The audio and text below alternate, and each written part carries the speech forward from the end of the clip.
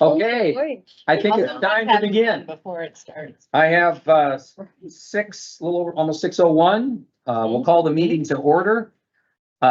All the members are here except of the committee, that is, except Supervisor Poole and Robinson, who are excused. And we have everyone here from Youth and Governance except Oxa. I didn't get a, I don't know, so she's absent. Okay, unless she comes in late. All right, everyone else is here. So let's begin. Any citizen comments? Any citizen comments? No? Okay. Citizen comments are closed. I have a few things to say, but before I do, are there anyone in the committee have anything they want to bring up, talk about, youth and governance, anything pressing? You know, nothing? Everything in the world is going fine? A vision for our future. Okay, good. Well, then let me just say a couple things, especially for the new board members.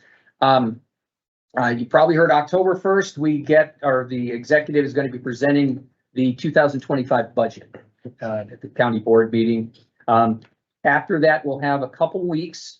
All the different committees will have a couple weeks to review in particular, the divisional budgets within the department that should happen to be, in this case, Human Services. And then on October 16th, please take note of this. October 16th, we are having our joint budget meeting. It's Wednesday, October 16th at 5:30 p.m. at the Job Center on Sheridan Road. So I hope everyone is able to make it. This is 6 weeks in advance. It's far enough in advance. It's going to be an important meeting. We'll be reviewing all the divisional budgets in Human Services, and we'll be, voting on it as a committee. And then ultimately, it'll go to the Finance Committee the week after. And there'll be 4 days in a row. I think it's the 21st through the 24th, where the Finance Committee will go through all the budgets from all the different departments.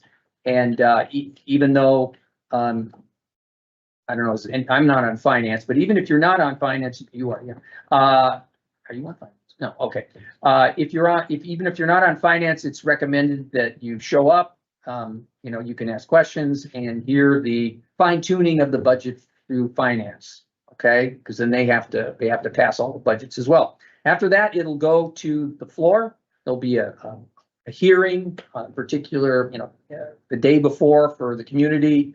And then the day after that, we will vote on it sometime that first week of November.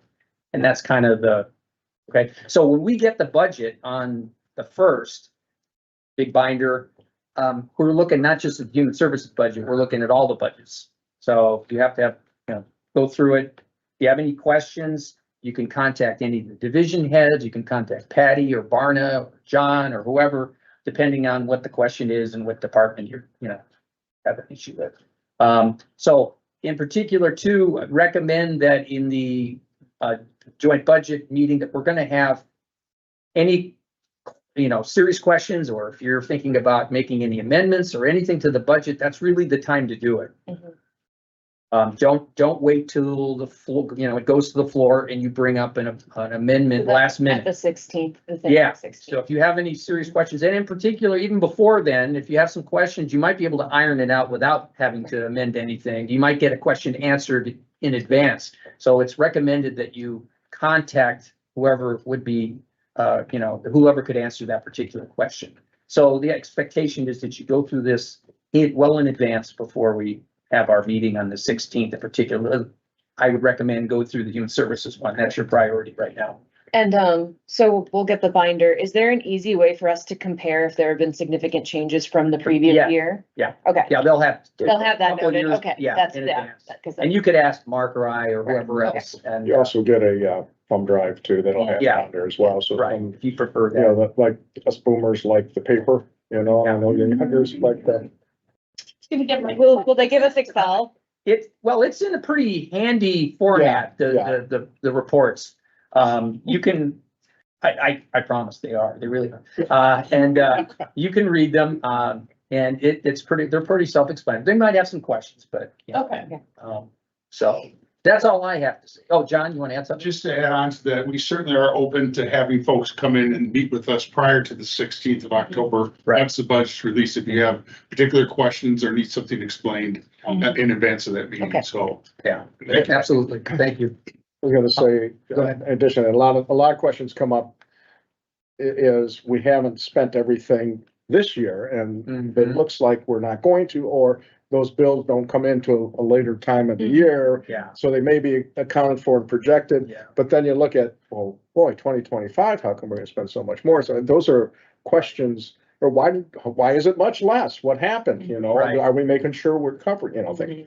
I don't think there's too many typos in there, so there's Right. very specific reasons why those are happening. And I Yeah. found And out someone over has the the years answer. that Yeah. there, if you have a question, ask it, Yeah. because it may answer every other question that you have in other areas. Oh, I understand the process now. Right. Yeah, Right. so- Right. Well, and then there's sometimes, you know, line item carryovers and, Yeah. but also there's the operating budget and the CIP budget. So, you know, the bonding budget versus the operating budget.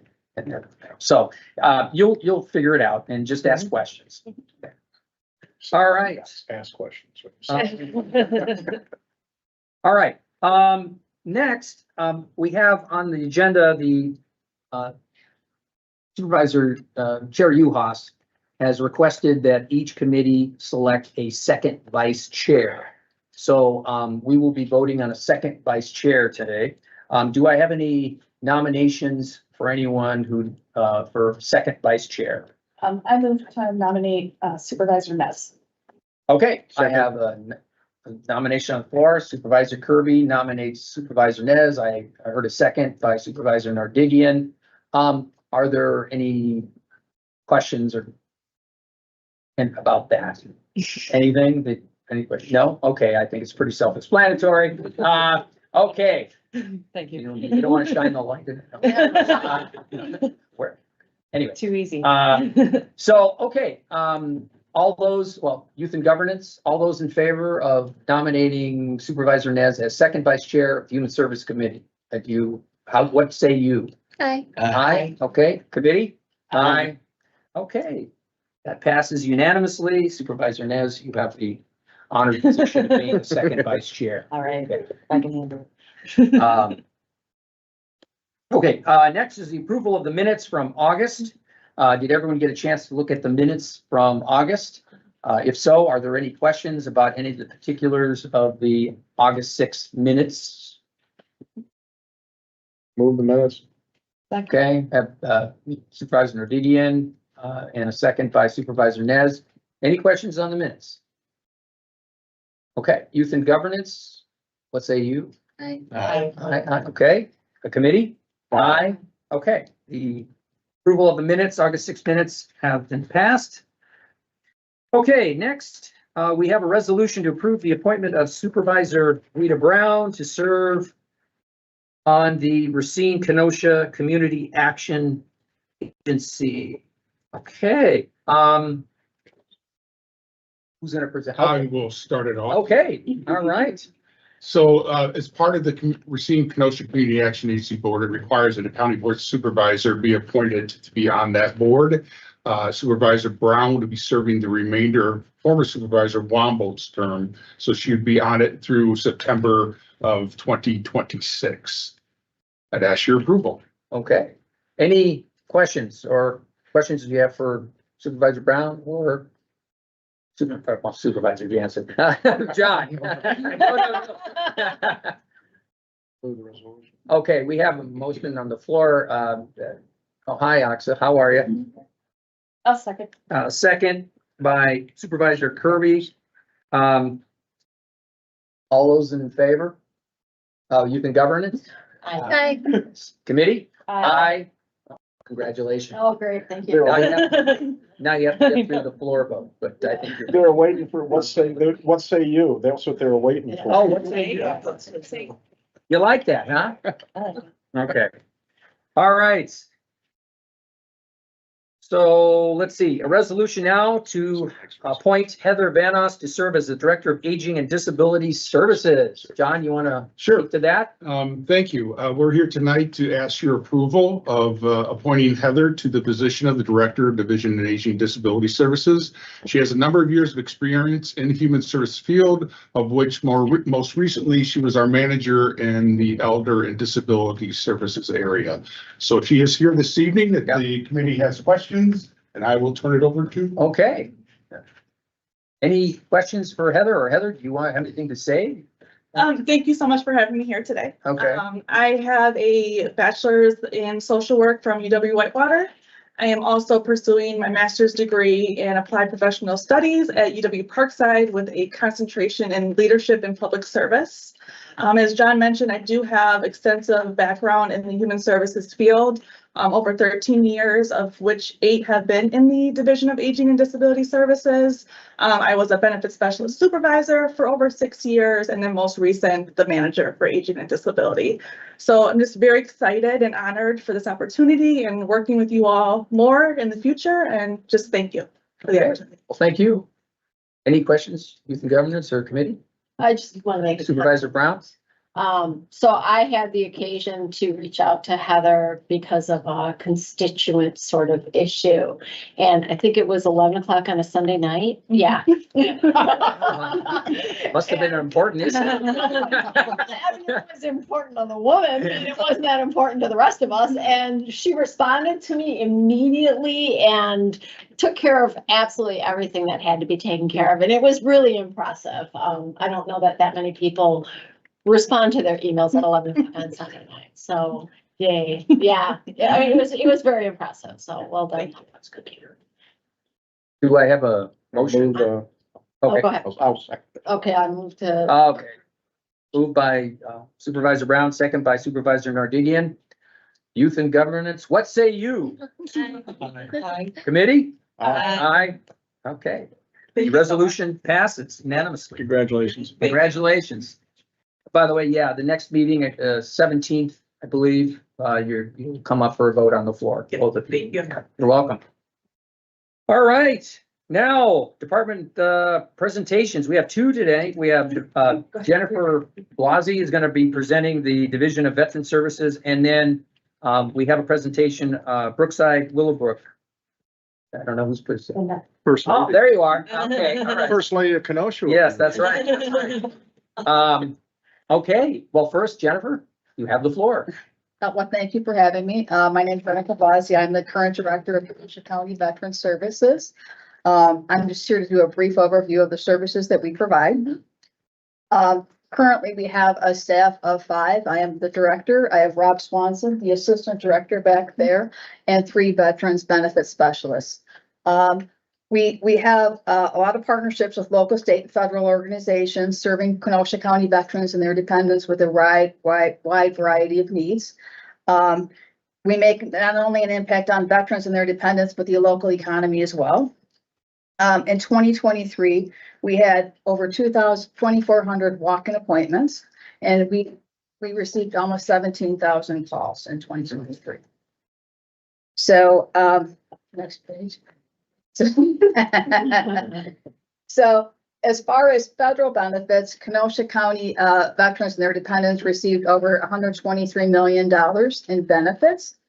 That breaks down to $62 million in compensation and pension, another $55 million in VA healthcare, and $4,000, over a little, almost $5,000 in education. That would be like post 9/11 federal education benefits and vocational rehabilitation benefits. And I'm going to pause for a moment to say, I get a little nervous and I speak rather quickly. If I'm speaking quickly, please tell me to slow down. Take a we will. Yeah. Breathe. Please. So, one of the benefits that we most frequently apply for is VA disability compensation. So that is to compensate a veteran for any service-connected conditions that they may have that affect their ability that may interfere with gainful employment. So I'm just going to go off screen here for a minute to explain how the disability process works. Okay, so if the VA, the veteran tells the VA specifically what conditions they are claiming are caused by service. So say, for instance, there's a lot of physical demands in service. A lot of people develop, say, arthritis, bad knees, bad back. You're a parachutist. That causes a lot of knee and back issues. Say if you deploy to certain regions, there are certain things that you're exposed to that may cause service-connected disabilities. So there's a process where you, like I said, you tell the VA what service-connected conditions you have. You provide any private medical records. The VA gets whatever records the federal government holds. So we get the Veterans Service Treatment Records, any VA treatment records. From that point on, a VA employee reviews all those records. They order what they call comp and pen exams. Now, the purpose of the comp and pen exam is twofold. It's to rate the specific disability, the severity of the disability, and that's also to provide the medical opinion as to whether or not the condition is service-connected or not. So the VA standard of proof is 50-50 to go to the veteran's benefit. So the standard term is at least as likely as not. Okay, so once all those opinions are in, the VA issues a decision, and each disability is given a rating. They can range from anywhere from 0 to 100%. And the VA adds them up in a VA math, kind of not the traditional 250s add up to 100, it's 250s add up to 75. Okay. Okay. So that is the disability process. Okay. Now in that, there's also what we call presumptive conditions. Presumptive conditions mean that if a veteran served in certain locations, certain things will be deemed to be automatically service connected, say Agent Orange. Yeah. Okay. We have diabetes, ischemic heart disease, prostate cancer, those sorts of things. We have for Camp Lejeune, a lot of cancers. Now we've added the burn pit. So those are a lot of respiratory conditions and cancers also. So those are the presumptive conditions. In addition to that, we have secondary conditions. So secondary conditions are, say, for instance, somebody has diabetes. Lots of times you get kidney issues, diabetic retinopathy. Some of these conditions are pretty damaging to the body system as a whole. So those conditions can also be made service connected. Okay. So now ALS is presumptive for all veterans with 90 days of active duty because veterans are twice as likely to develop ALS than the general population. Another pretty serious condition that's also presumptive for service would be MS. That's if your symptoms develop within about 7 years of discharge. Okay. The most frequently filed claim is for hearing loss and tinnitus. So in 2022, the VA passed a piece of major legislation called the PACT Act, which expanded eligibility for VA healthcare. So people that were not eligible for VA healthcare in the past, say reservists or things like that, because they did not meet the standard requirement for 2 years on active duty, or say if you're called up, if you're deployed, you meet your service requirement. So those people may be eligible for VA healthcare now. It added 20 presumptive conditions for burn pits. As far as Agent Orange, it added the condition of hypertension, something I thought I'd never see. And it also added locations for Agent Orange. So since I started this job, Agent Orange was the VA only conceded Agent Orange within the country of Vietnam and the inland waterways. So say if you're ship docked, they would concede Agent Orange. You had to have proof that you're ship docked, though. Did it include Cambodia? It did not, no, it did not at that point. So as time has gone on, the VA's expanded where Agent Orange was used or where they're concede. Okay, so now it's 20, then it was with the Blue Water Navy Act, it was 12 nautical miles off the coast of Vietnam. Then they added Cambodia, Thailand. With the PACT Act, they added Guam. So they just they're adding additional locations as time goes on. So say, for instance, I had a spouse whose husband had served in Guam and he died of a stroke. She was now eligible to receive benefits for service-connected death. So, we have this, so this pretty much extended a lot of eligibility, and we have a lot more people that are now eligible for benefits because of the PACT Act. Now, in addition, the VA will consider claims for toxic exposure. So a lot of times veterans use, they use solvents, they're exposed to asbestos, things that at the time, we really did not know the dangers that these substances cause. So for a lot of people use trichloroethylene to clean airplane parts, things like that. That's been linked to Parkinson's disease, that sort of thing. There's a lot of the paints that have toxic materials, components, mercury, things like that, asbestos. So the VA, you could always file for those claims, but with the PACT Act, that set forth a formalized process that the VA had to consider those, and they were more open to those claims. So that was the major legislation that was passed in 2022, and then we saw a lot of increase in phone calls in 2023 because of that. So the other VA benefit that pays direct compensation to the veteran is called the non-service connected pension. So it is not a pension that somebody did additional like 20 years service. It's not like that at all. It is a needs-based benefit. Okay.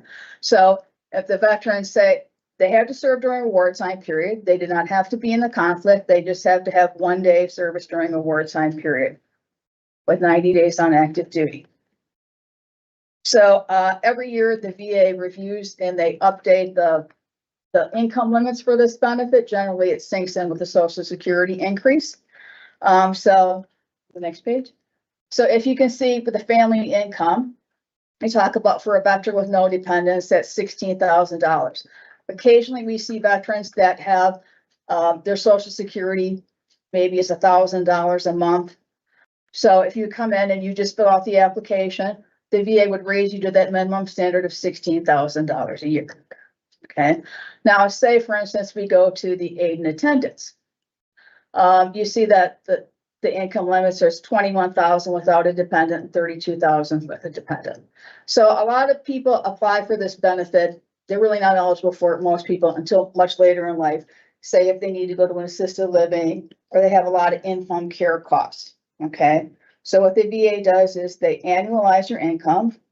They annualize your consistent medical expenses. Wherever you fall below that, the VA raises you to. So say for instance, you have a veteran who goes to assisted living, usually that consumes all your income. So for instance, if we have a single veteran, he would get $21,000 a year and 12 monthly installments to help pay for assisted living. So the asset limitation for this benefit is $155,000. So you're eligible for this benefit a long time before you're eligible for any Medicaid or any of those sorts of benefits. So this benefit works 2 different ways depending on if the veteran is in an assisted living or a nursing home. If you're applying for, say, Title 19, you can have in an assisted living, you can have the VA pension, the full rate, and family care program. So those programs do work together.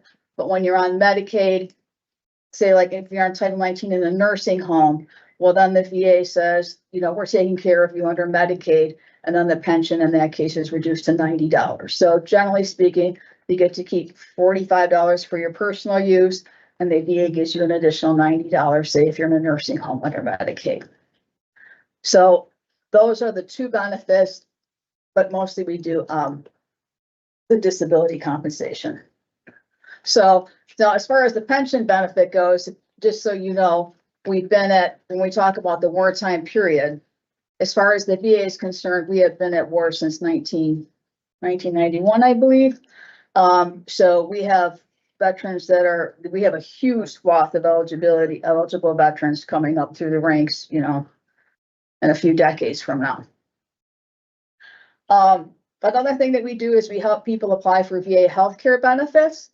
The VA healthcare system is the largest healthcare system in the world. It is a healthcare system unto itself. So a lot of times when we have people come in, we explain to them how the ins and outs of the VA healthcare system. Sometimes people just think it acts like private insurance. I have to explain that no, it's a healthcare system unto itself. It functions like an HMO in that respect. When you go see a VA doctor, if they can't see you in a timely manner, or if they don't have the specialist, they refer you out at their discretion, and then it's covered by the. You can't just go to your private doctor and expect the VA to cover it. They do cover emergency care if they are notified within 72 hours. So sometimes we have veterans that we need to assist with that. If they're getting bills after the fact. And they did notify, we have to verify that it's in the record, that sort of thing. So we do assist with that also. In addition, we also have state benefits. So we have the Wisconsin Veterans and Surviving Spouse Property Tax Credit. So any veteran who's paid at the 100% level, meaning you're rated at 100%, or you are what the VA calls unemployable because your service-connected disabilities make you unemployable, they pay you at the 100%, even though you are technically not rated at 100%. So they qualify to have their property taxes refunded back to them. So they pay their property taxes like they normally do, and then they file their state income tax return to get the money refunded back to them. We also have Wisconsin GI Bill. So every veteran, now this is subject to some service requirements and residency requirements. So if you entered service from the state of Wisconsin, you are automatically eligible. Otherwise, there is a 5-year residency requirement for the property tax credit and the Wisconsin GI Bill. So Wisconsin is one of the most generous states in the nation as far as education benefits. They consider that a thing to attract veterans and retain veterans within the state, and they would like to have the highly educated veterans. So it waived tuition for up to 128 credits at any of the state and UW school systems, the technical colleges. The dependents also qualify if the veteran has a 30% service-connected rate. So that's a win-win for the entire family there. In addition, they recently, in the last few years, they have a grant from the private nonprofit schools. So the maximum benefit is up to $2,000 per semester, but they'll pay the lesser amount of 50% of the tuition. In addition, we also have the Wisconsin Veterans Home. So if the veteran has a 70% VA disability rating, they can go there at no charge. And we have the veteran cemeteries, and the subsistence aid and healthcare grants is it's very difficult to get. That can help pay for like dental care, dentures, but the income limit is very low. We hardly have any applications through there, but it is a state benefit in addition to the veteran identifier on your state driver's license and ID. So people generally have to come to our office. We sign off on that, and then they can get that on their driver's license or ID. So we vet that. In addition, we assist with veterans homelessness. Next page, sorry. Homelessness and housing instability. You went too far. Sorry, there you go. We are active participant in the Emergency Services Network and VA case management to assist and prevent homelessness. As far as the VA case management goes, we meet once a month and we discuss so we discuss the veterans, all the veterans that we know of. So sometimes somebody knows that somebody's come to somebody's attention, but I don't know anything about that, but they're in our county. So it's how can we assist them? So we kind of tag team. You do this, I'll do this, and what's the best, I guess I want to say, course of action for this particular case. So our partners on that are from the North Chicago VA, Veterans Path to Hope, and Center for Veterans Issues. Those are grant-funded programs. So say a lot of times we've been using Veterans Path to Hope. We also use Center for Veterans Issues that are seen. But they can pay for a hotel stay for a veteran. So sometimes we have to pick up the first couple of days, but then they can pick up a hotel stay for up to a certain amount of time. They can also sometimes assist with say, security deposit and first month's rent, since that is a huge barrier for a lot of people with the cost of rent currently. In addition to, we also have the residential programs for Veterans Outreach of Wisconsin, that's known as the tiny houses in Racine. And the homeless program in Union Grove. So you can stay at both those programs, for say like for Veterans Outreach, up to 2 years at no cost.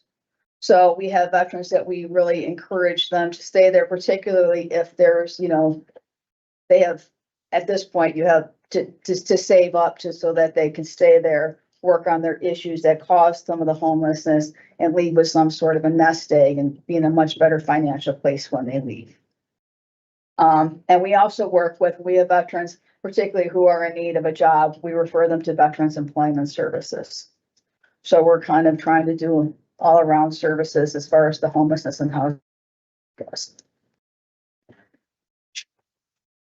A lot of times we see veterans or their families, I shouldn't say their families, after the veteran has passed away. And as far as those, we have the burial, the plot allowance. A lot of times, unfortunately, we see veterans or I should say their family members come in and the veteran has told them that the VA, don't worry about anything, the VA will take care of it all. Hmm. And unfortunately, that is not true. Hmm. So, I mean, the maximum benefit you can get is $2,000, and that is only if the VA determines it to be a service-connected death. Okay, you can also get a marker if it's if the veteran is buried in a private cemetery or Union Grove. So a lot of times people don't think that the spouse is also allowed to be buried at Union Grove. The cost is currently under $1,000, which includes the marker. So it's a significant cost. It's a significant cost savings for the family, even for the spouse, if the spouse is buried at the Union Grove Cemetery. On that, is there a way of getting that information out to our veterans about, hey, understand this isn't a freebie here. It's, whatever it is Yeah. to get out there, because if it's something that kind of always occurs, maybe we can get in front of that. Well, we're seeing it less and less. It's just that it's kind of heartbreaking when you come in, Yeah. when they come in and they just. Right. Yeah. Right. And you have to say, well, I'm sorry, you're probably gonna get, less than $400, Yeah. which is a Or drop in maybe the a did you bucket. know packet of things whenever they come in and the first time they start looking, hey, did you know, or, these types of Yeah. things. Just so they may have read it at one time and then, Forgotten. oh, yeah, but you know what, I do remember seeing that now type of thing. I really don't know where they got it from, because that was never put out there that they would take care of everything. Well, again, it could Yeah, come yeah. from veteran themselves, who Yeah, maybe Oh, didn't yeah. understand it at that point too. And if the first time you're seeing them is at death, I could understand that too, but, I would hope that, they're getting all the services that are available to them. But, if there was some way of putting something together that so. kind of highlights some of these things. So it used to be that when you got out of service, you were always told, because there was a fire at the National Personnel Records Center in the 1970s when everything was paper files. So a lot of veterans records were destroyed. And if you did not record your DD 214 at your local register of deeds, and if you did not retain one, well, then that was it. The VA, they tried to do their best to reconstitute that record, but some people were never received benefits because there was no proof of service. So they used to drill it into your heads. You will go to your county office. You will do that. Well, now they don't really quite so much do that anymore because everything's digital. Nobody's worried about a fire.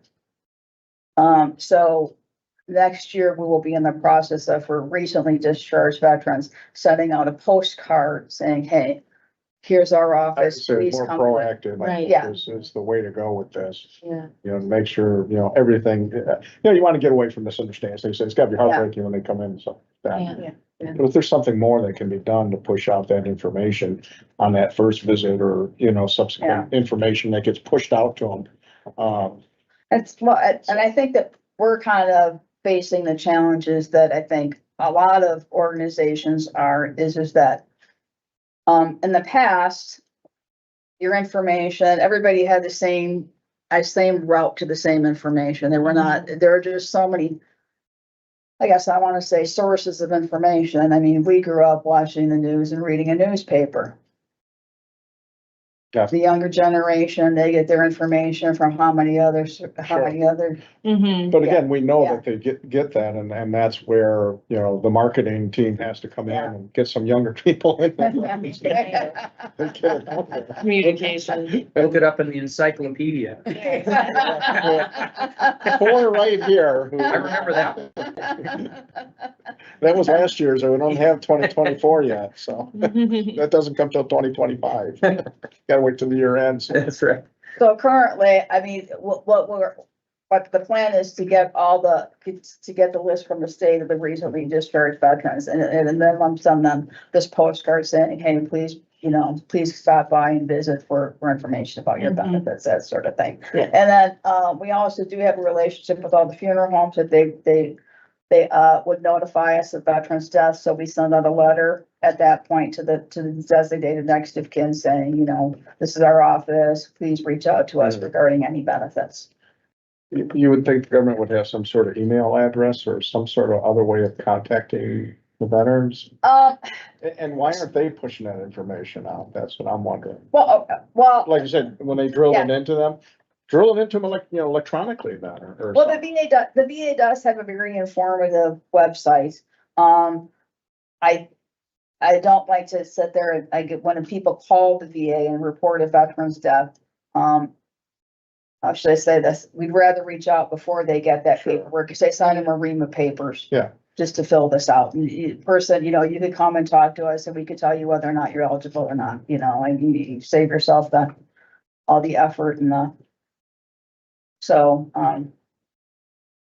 Well, I'm just Yeah. hoping there's something out there with that can be pushed rather than pulled.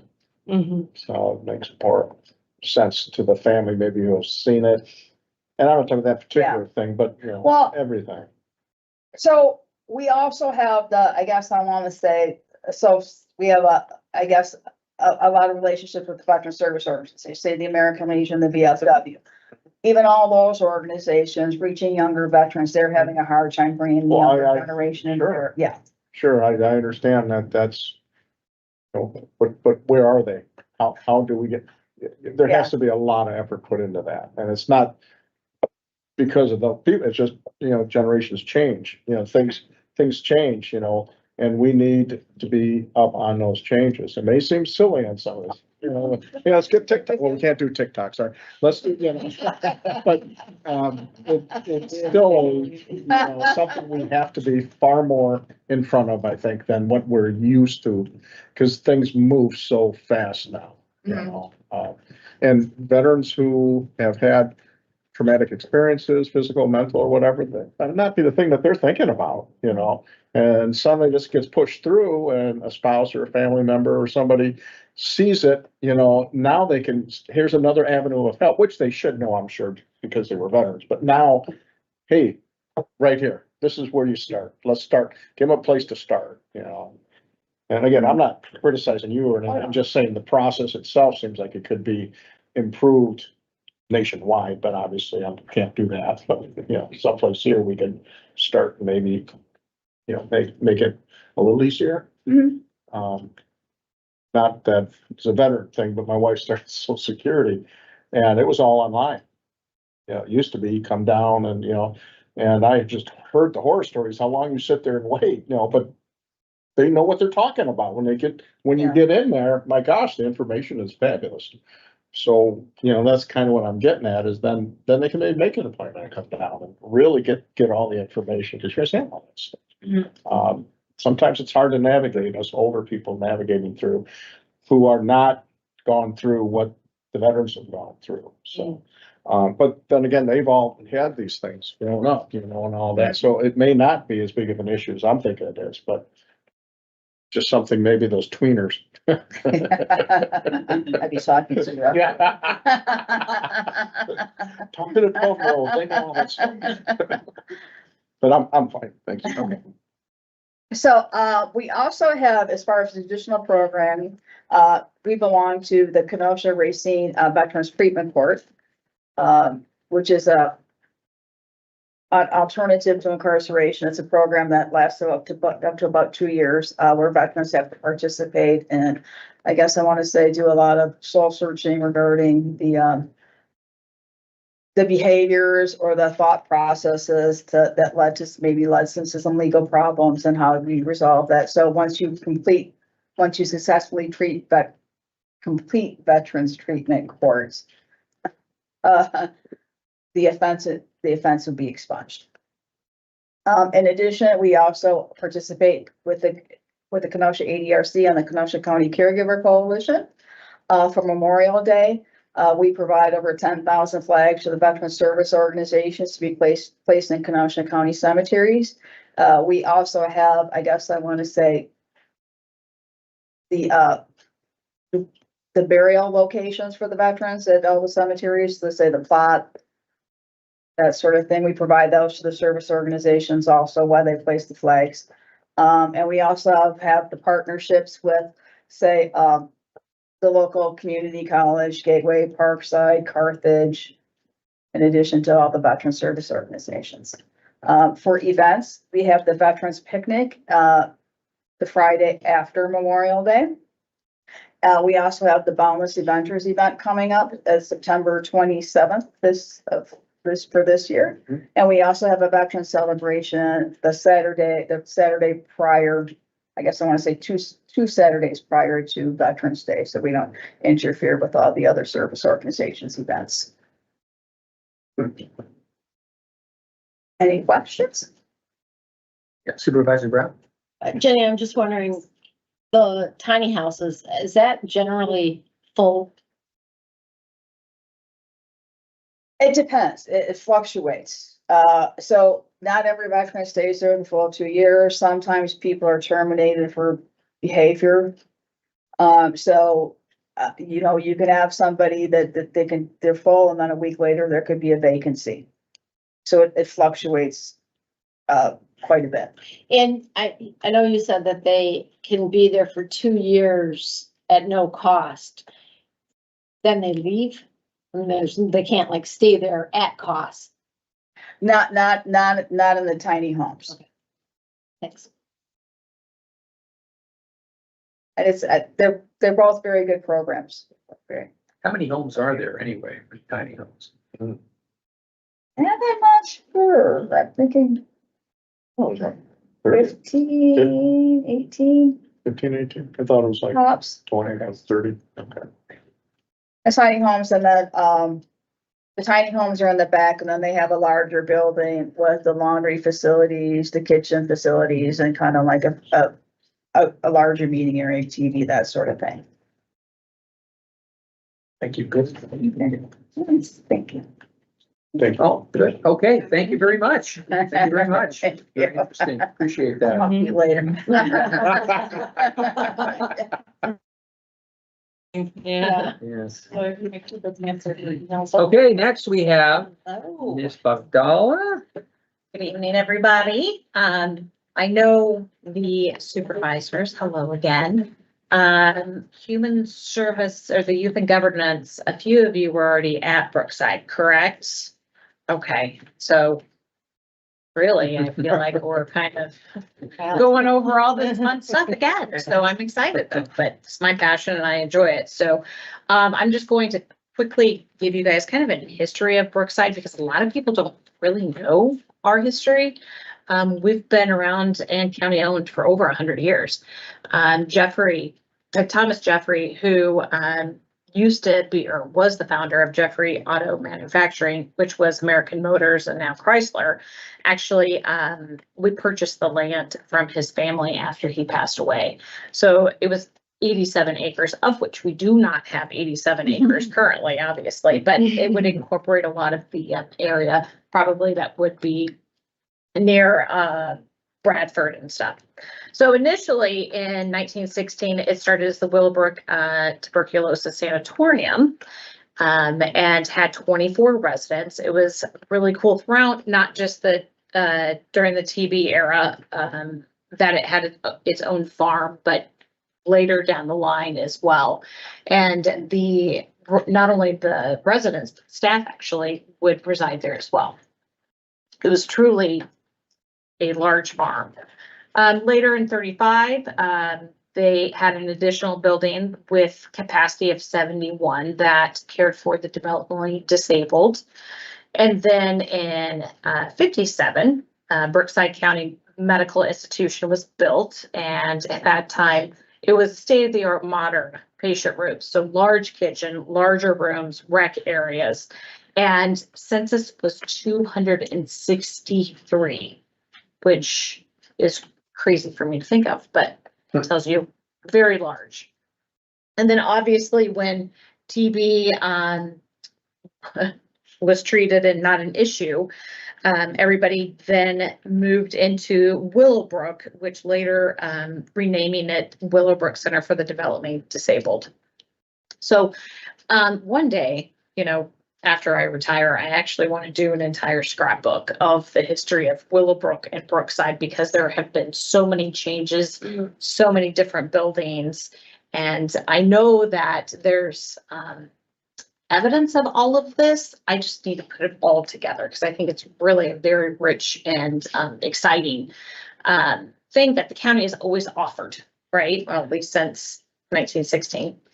So then in 95, that building was obviously completed and the others demolished. However, as many of you know, Brookside and Willowbrook today, in 2018 was the completion of the remodel that also included the 24 beds of the assisted living that was named Willowbrook, which obviously was part of the very beginning of all of this adventure. So kind of cool.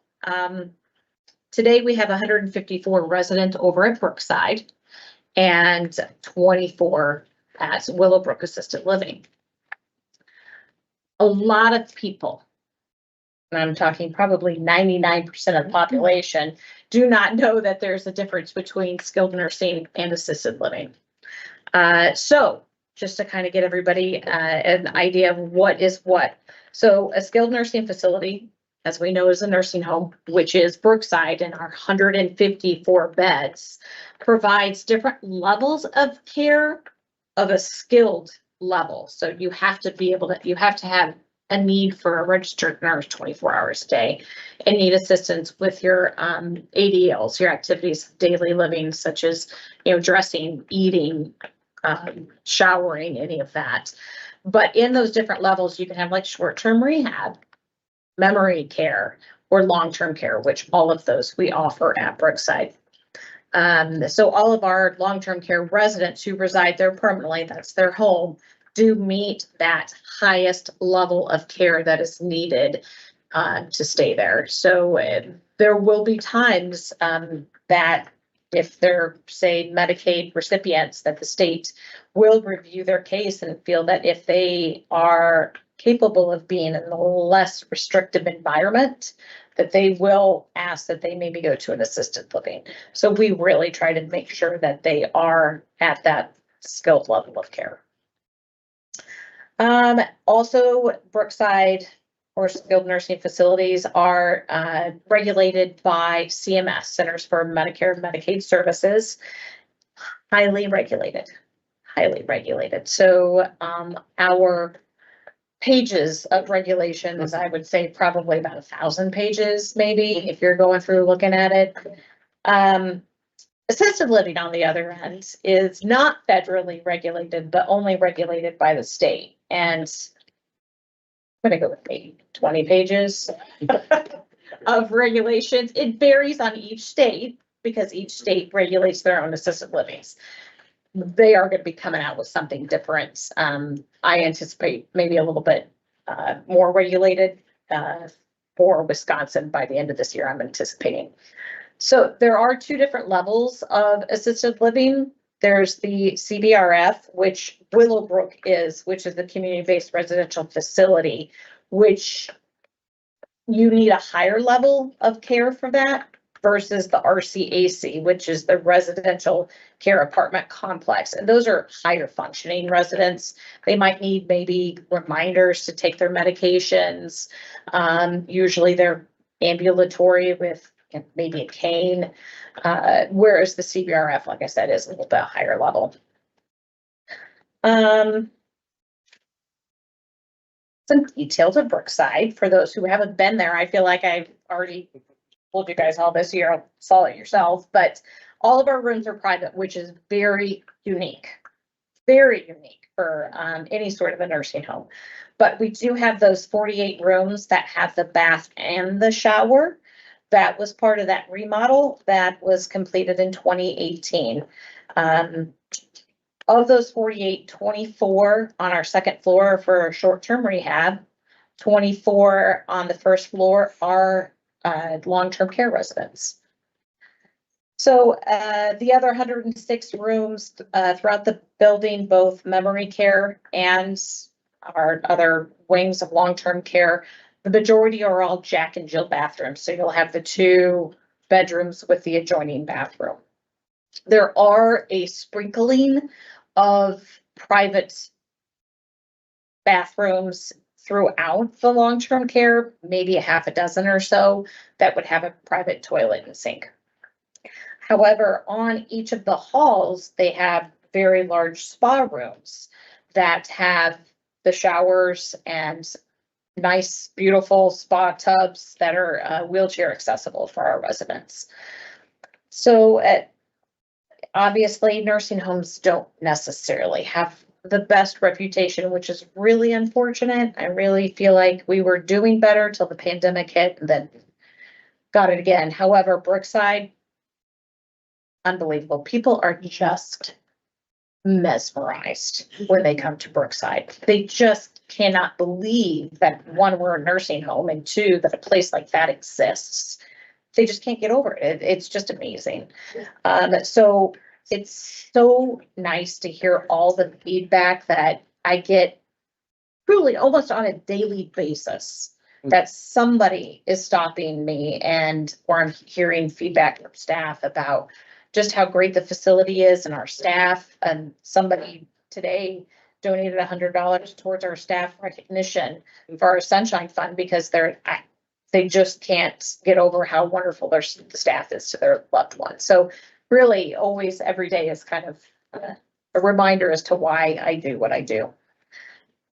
Hence why we're very family oriented. Not only do we have a lot of our residents that are related to our employees that reside there, what's the best testimony than your own loved one being at Brookside? I mean, I've always said that would be the place where I would have my parents. I think it's great. So we truly do have so many of our staff that have their loved ones there. But it's amazing too, how many have made Brookside their lifelong career. I always use my directors of nursing as the perfect example. Her mom worked there as an LPN. And then my DON, Rachel, she started as a CNA at the age of 18 and worked her way through nursing school and worked her way up and became, like a hall nurse and then units and then supervisor. Now, obviously, she's the director of nursing and only a couple years from retirement. So that really just tells you people love Brookside. Once they realize they're there, they're like, yep, I'm here for life. So it's really great. We definitely consider it a community.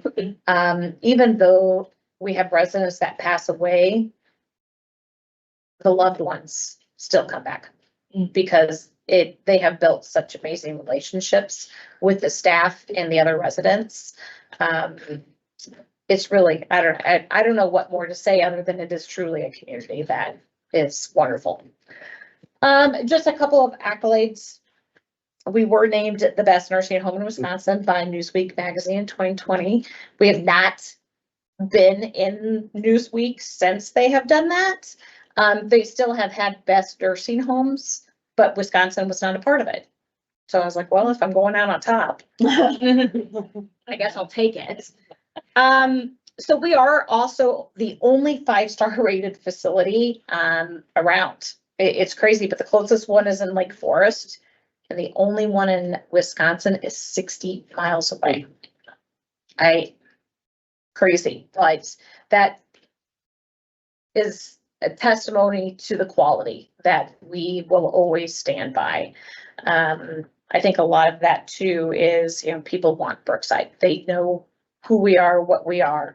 I work very diligently to ensure that that quality will continue to maintain. We had our survey, would have been a year ago, last month, and we were deficiency free.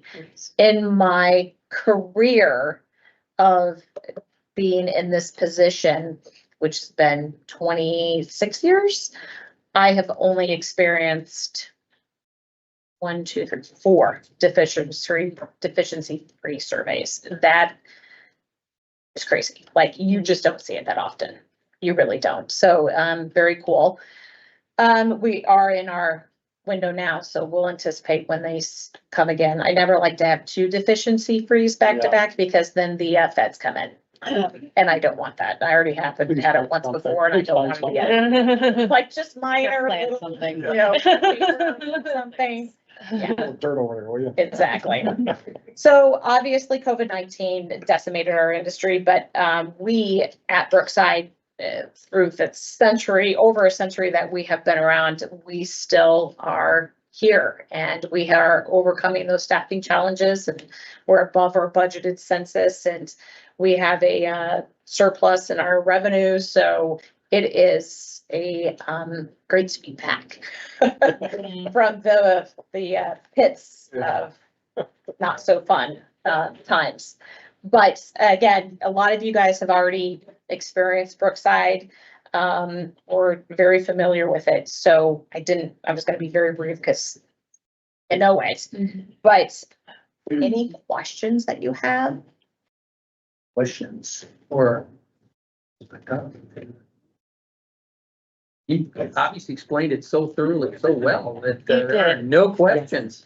Well, I can That's a tell good you, thing. it's the crazy convoluted world of healthcare post-acute. If you ever have questions, let me know, because a lot of people think. Thanks, Linda. Thank Appreciate it. All right, before we adjourn, I just wanted to mention something. So October 16th is the next meeting.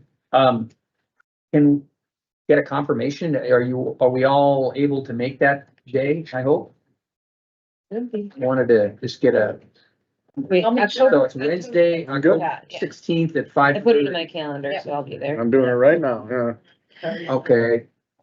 Okay, so we're all good here. So Kathy, I guess the only two is Julia and John, so if you can contact. He asked today when it was, so I let him know. Okay, So then we Yeah. don't have a Tuesday meeting that month, or like, If I may, we may have a resolution that we may have in front of the committee, so unless you want to do it at that joint meeting, we can talk offline when we get closer. to see if okay, you want yeah, to be- let's do that. I mean, Okay. if it's just one resolution, I suppose we could.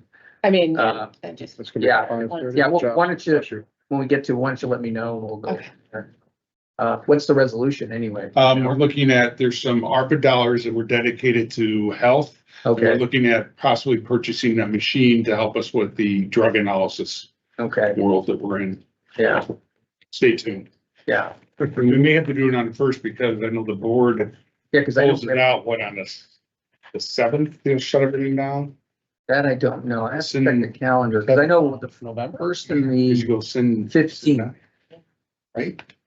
We actually, All the old business has to be completed. Yeah, that's right. when we Yeah. got- Yeah, Yeah. you're right. We may have to talk about it. Yeah, okay, we'll talk. yeah. Thank you. All right. So the essence, then the chairman can put it on the agenda, right, Yeah. right, yeah.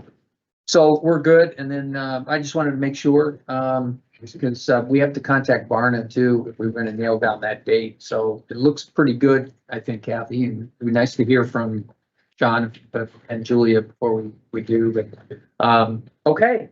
Well, I don't have anything else to say. Are we all ready to adjourn? Dude, question, are we gonna Yeah. meet on the first though? that's what I was just asking. Oh, I'm sorry.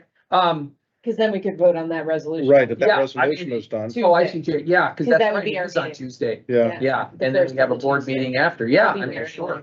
Yeah, yeah. Right, if the resolution is done by the first, then we can. Yeah, we'll get it referred back to committee Yeah. probably on the next board meeting. Yeah, right. Okay, then Yeah. Okay. that's- Okay, so I'll leave that in my calendar. Yeah, Yeah, yeah, yeah. I was also confused.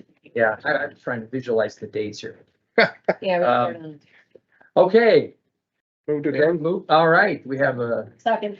okay. I can't even get it out of my mouth. For a second, okay. Okay, we have a motion to adjourn from Supervisor Nordigian, a second by Supervisor Brown. All those in favor, what say you?